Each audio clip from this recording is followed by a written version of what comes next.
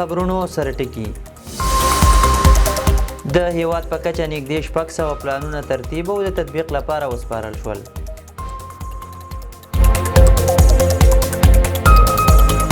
کورنیو چارو وزارت د خوښۍ مراسمو کې د پټاقیو کارولو وختونه مشخص کړل. حمید کرزي ویلي چې افغان ښوونکي له سختو اقتصادي مشکلاتو سره مخ دي. ایران له افغانستان سره پر پوله د مسافرینو لپاره بایومتریک سیستم فعال کړ.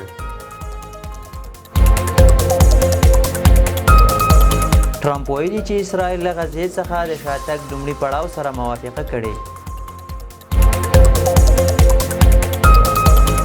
او سوریه کې د اسد رژیم له نسکورېدو وروسته لومړی ټولټاکنې کیږي. او اوس هم بشپړ خبرونه. د کور او ښار جوړولو وزارت له لوري د هیواد په کچه 580 ښاري پلانونه بشپړ او د تطبیق لپاره د چارو ادارې عمومي ریاست د ښاروالیو چارو د انسجام عمومي ریاست ته وسپارل شول. د وزارت وزیر مولوي نجیب الله حیات ویلي چې دغه پلانونه د هیواد 34 ولایتونو لپاره جوړ شوي چې 50 عمومي 138 ستراتیژیک او 392 تفصیلي پلانونه دي. ښاغلي حیات ډاډ ورکړی چې د یادو پلانونو په تطبیق سره به په ټول هیواد کې د سړکونو، پارکونو، رڼا، اوبو رسولو، فاضله اوبو ویستلو او د ترانسپورت شبکې ته وده ورکړل شي او په ټوله کې به خلکو ته عصري اسانتیاوې چمتو شي. کورنیو چارو وزارت د خوښۍ مراسمو کې د پټاقیو کارولو وختونه مشخص کړل. د کورنیو چارو وزارت ویان عبدالمتین قانی ویلي د وزارت رهبرۍ پریکړه کړې چې خلکو ته د شپې تر 8 یا 9 بجو پورې اجازه ده چې د خپلې خوښۍ لمانځلو لپاره پټاقۍ په ډیره کمه کچه وکاروي. هغه زیاته کړې چې د شپې تر 9 بجو وروسته اجازه نشته او که څوک ونیول شي قانوني چلن به ورسره وشي. نوموړي همداراز ویلي چې یاد اقدام د خلکو د پرله پسې شکایتونو پر بنسټ اخیستل شوی دی. حمید کرزي ویلي چې افغان ښوونکي له سختو اقتصادي مشکلاتو سره مخ دي. د افغانستان پخواني ولسمشر حمید کرزي پر خپله ایکس پاڼه د مالي ورځې په مناسبت د مبارکۍ ترڅنګ لیکلي چې افغان ښوونکي له ستړیاو، ستونزو، اقتصادي فشارونو او د امکاناتو له نشتون څخه کړېږي. کرزي زیاته کړې چې په افغانستان کې د ښځینه ښوونکو هڅې هم د ستایلو وړ دي او دوی یې د تعلیمي ډګر په پراختیا کې ارزښتمنې بللي دي. پخواني ولسمشر په دې پیغام کې یو ځل بیا پر طالبانو غږ کړی چې انجونو او هلکانو ته دې په مساوي توګه د زده کړو اسانتیاوې برابرې کړي. د اکتوبر 5 د افغانستان په ګډون د نړۍ په بیلابیلو هیوادونو کې د ښوونکي نړیوالې ورځې په توګه لمانځل کیږي. قطر کې میشتو سوداګرو د کونړ زلزله ځپلو سره شاوخوا $6,000 مرسته وکړه. پیښو سره د مبارزې د چمتووالي ملي اداره وایي په قطر کې میشتو افغان سوداګرو د کونړ زلزله ځپلو سره شاوخوا $6,300 مرسته کړې ده. یادې ادارې زیاته کړې چې دا مرستې په دوحه کې د طالبانو حکومت سفیر سهیل شاهین لخوا په کابل کې له پیښو سره د مبارزې د چمتووالي ملي ادارې ته سپارل شوي دي. دفاع وزارت ایران ته د ناقانونه تګ په تور 50 تنه افغانان نیولي. ملي دفاع وزارت ویلي چې د 200 الفاروق قلي اردو اړوند نهمې سرحدي لیوا منصوبینو 50 تنه هغه مهال نیولي چې هڅه یې کوله د هیواد له پولې څخه په ناقانونه توګه د ایران لوري ته واوړي. یا د قلي اردو وایي له دغو کسانو څخه 44 تنه د 9م کنډک او 6 تنه د 6م کنډک لخوا د هرات ولایت د غوریان ولسوالۍ د موسیاباد او کلایارک په سیمو کې نیول شوي دي. د مسؤلینو په وینا له لومړنیو څېړنو وروسته نیول شوي کسان اړوندو ادارو ته سپارل شوي دي. دا په داسې مهال ده چې د یاد وزارت اړوند قلي اردوګانو تر دې وړاندې هم ګڼ کسان ایران او پاکستان ته د غیر قانوني اوښتو په تور نیولي وو. ایران له افغانستان سره پر پوله د مسافرینو لپاره بایومتریک سیستم فعال کړ. ایرنا خبري اژانس د خراسان رضوي ولایت د بهرنیو وګړو او کډوالو عمومي رئیس جعفر سید آبادي له خولې لیکلي چې د لومړي ځل لپاره د دوغارون پر پوله د بهرنیو اتباعو لپاره د بایومتریک سیستم فعال شو. راپور کې راغلي چې له افغانستان سره د دوغارون پر ګډه پوله د لومړي ځل لپاره د بهرنیو وګړو د هویت ثبتولو یا بایومتریک سیستم فعال شو. د نوموړي په وینا چې د غارون ایران ته د افغانانو د تګ راتګ مهمه لاره ده، ځکه نو دا سیستم لومړی پر دې پوله ولګول شو او وروسته به د ایران پر نورو پولو هم ولګول شي. هغه زیاته کړه د روان کال له پیل راهیسې 70 سلنه بې اسناد افغان کډوال د غارون پر پوله افغانستان ته ستانه شوي دي.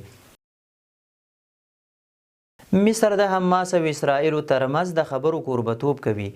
د مصر بهرنیو چارو وزارت ویلي د سولې د پلان د پرمختګ په موخه به د دوشنبې په ورځ د اسرائیلو او حماس د پلاوي ترمنځ غیر مستقیمې خبرې اترې ترسره کړي.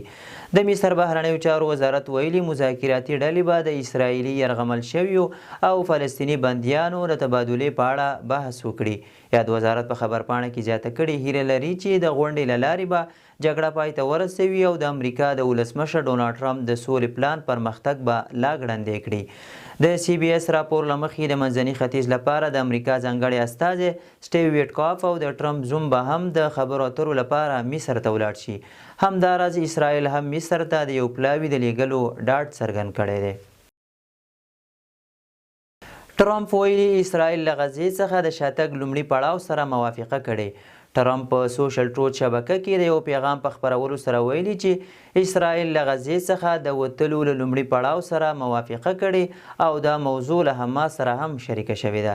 هغه زیاته کړې ده چې د حماس لخوا د شاتګ لومړی کرښې له تایید سره سم به وربن عملي شي او له فلسطیني بندیانو سره به د اسرائیلي یرغمل شویو تبادله پیل شي او دا کار به له غزې څخه د اسرائیل د شاتګ دویم پړاو ته لاره هواره کړي. ټرمپ د خپل متن په دوام کې لیکلي چې د شاتګ راتلونکی پړاو به دوی د 3000 کلن ناورین پای ته نږدې کړي. د اسرائیل ټایمز راپور له مخې چې اسرائیلي پوځ په غزې تړانګه کې د خپلو سترو عملیاتو له پیلولو مخکې د غزې د خاورې شاوخوا 70 سلنه برخه تر خپل کنټرول لاندې درلودله. سوریه کې د اسد رژیم له نسکورېدو وروسته لومړی ټولټاکنې کیږي. د سوریې د پخواني ولسمشر بشار الاسد د نظام له نسکورېدو وروسته د دغه هیواد د پارلمان د نویو استازو ټاکنو لپاره نن د ټاکنو کمیسیونونه راټول شوي دي. د ولسمشر احمد شاه په مشرۍ چې د 13 دسمبر په میاشت کې واک ته رسېدلې دغه ټاکنې د جګړې او بې ثباتۍ له اوږدې دورې وروسته د واک د ټینګېدو مهمه ازموینه بلل کیږي. په ټاکنو کې شاوخوا 6,000 استازي د سیمو له لارې په غیر مستقیم ډول رایه ورکوي. له 210 پارلماني چوکیو څخه 2/3 به د رایې له لارې ډکې شي خو وروسته 1/3 برخه به خپله ولسمشر وټاکي. چارواکي وایي د جګړې او د خلکو د بېځایه کېدو له امله د عمومي رایې ورکونې پر ځای دغه سیستم غوره شوی خو منتقدین دا ټاکنې نیمګړې بولي. د فرانسې لومړی وزیر پر هغو کسانو نوې مالیې لګوي چې کلنی عاید یې له 250,000 یورو څخه ډیر دی. د فرانسوي رسنیو راپورونو له مخې د دې هیواد لومړی وزیر سباسیان لیکورون غواړي پر هغو کسانو نوې مالیه وضع کړي چې کلنی عاید یې له 250,000 یورو څخه زیات دی. د لومړي وزیر دفتر ویلي چې دا طرحه اوس قانوني کتنې ته لیږدول شوې چې قانوني اړخونه یې وڅېړل شي. لیکورون له پارلمان څخه د 2026 کال د بودیجې د تصویب لپاره د سوسیالیستانو ملاتړ غواړي خو پارلمان بیلابیل ګوندونه لري، هیڅ یوه ډله اکثریت نه لري نو د بودیجې تصویب به له سیاسي موافقو سره تړلی وي. نوموړی په دې کار سره هڅه کوي د خپل حکومت د 2026 کال بودیجې لپاره د سوسیالیست اپوزیسیون ملاتړ ترلاسه کړي.